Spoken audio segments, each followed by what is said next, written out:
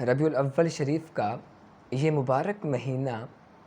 کہ جس مہینے کی آمد سے فضائیں معطر ہو رہی ہیں، ہوائیں خوشبوئیں بکھیر رہی ہیں، ہر عاشق کا چہرہ، ہر مسلمان کا چہرہ کھلا ہوا ہے۔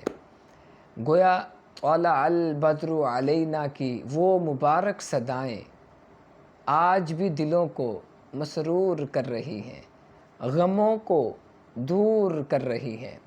اور یہ کہنے پر مجبور کر رہی ہیں کہ محمد صلی اللہ علیہ وآلہ وسلم، محمد جانے جانا ہے، پیغمبر ہو تو ایسا ہو، رسولوں کی بشارت سے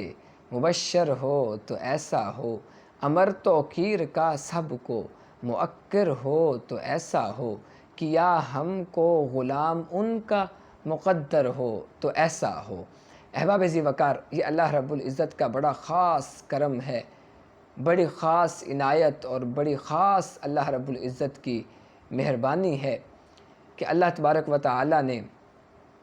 ہم گنہگاروں کو آقا علیہ الصلوۃ والسلام کا امتی بنایا۔ یہ میری خوش قسمتی، میں تیرا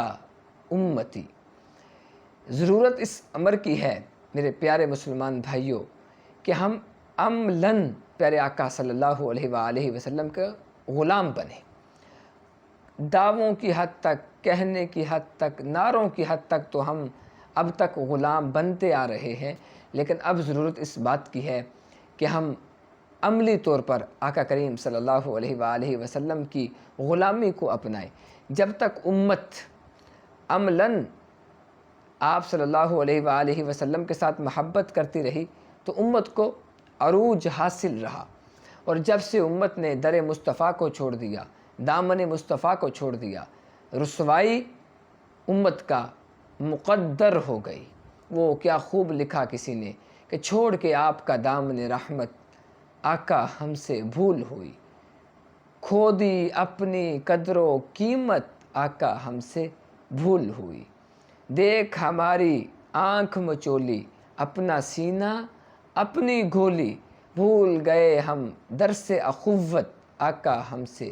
بھول ہوئی، چھوڑ کے آپ کا دامن رحمت آقا ہم سے بھول ہوئی۔